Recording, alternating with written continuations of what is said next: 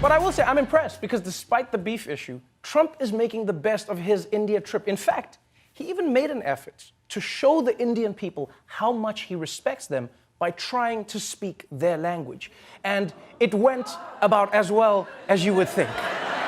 India welcomes us at the world's largest cricket stadium right here in Ahmedabad. Namaste, Chiwala, Gujarat, Sardar Patel, Ashram, Sachin Tendulkar, Gujarat, Goa, Diwali.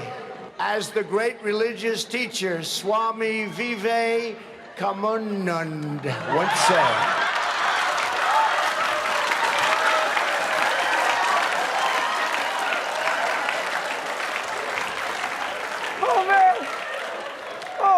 Even if that pronunciation was right, that facial expression was so wrong.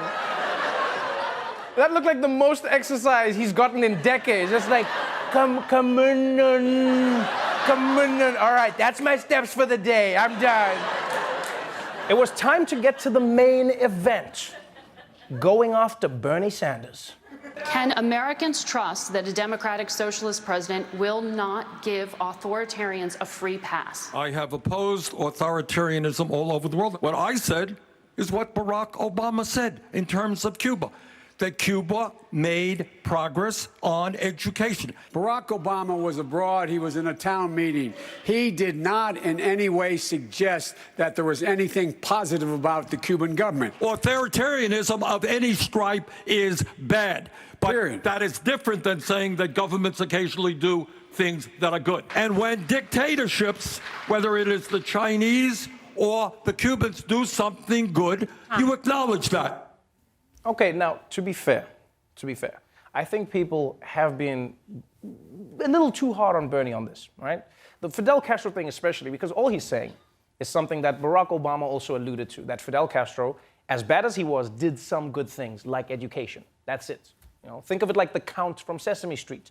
Just because you commend him for teaching kids math doesn't mean you're condoning the fact that he's a vampire who sucks the life out of untold numbers of people. How many dead drifters in the alley? 1, 2, 3 dead drifters. Scientists are still learning about this virus because it's so new. What we do know, though, is that it's extremely contagious and that it looks different depending on which news channel you're watching.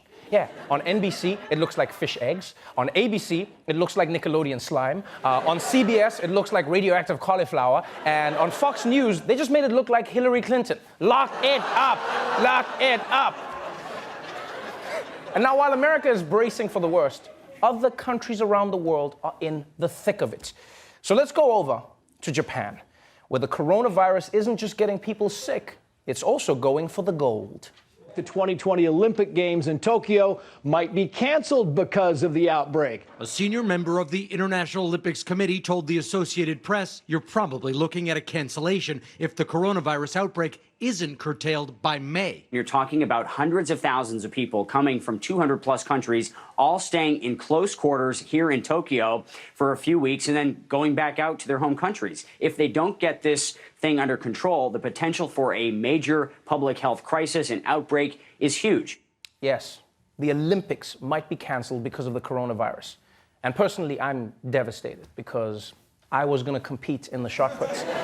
Yeah, no, for real. One of those big guys was going to throw me. Yesterday, one of Hollywood's biggest directors gave up one of Hollywood's biggest secrets.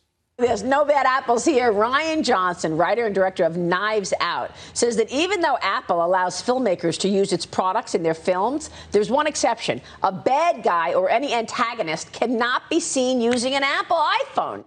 Wow. I didn't know this. Only the good guys in a movie can use iPhones? I mean, now that we know it, it's going to ruin the suspense in every film. Yeah, because now mystery movies won't even need detectives. They'll just be like, okay, I'm starting a group text. Let's see who's blue, who's green. Yep. Christoph Waltz came in green again. Movie over. And you know what? Forget movies. I don't even trust those people in real life. If I get a green text bubble, best believe I'm calling the cops. I'm just calling the cops.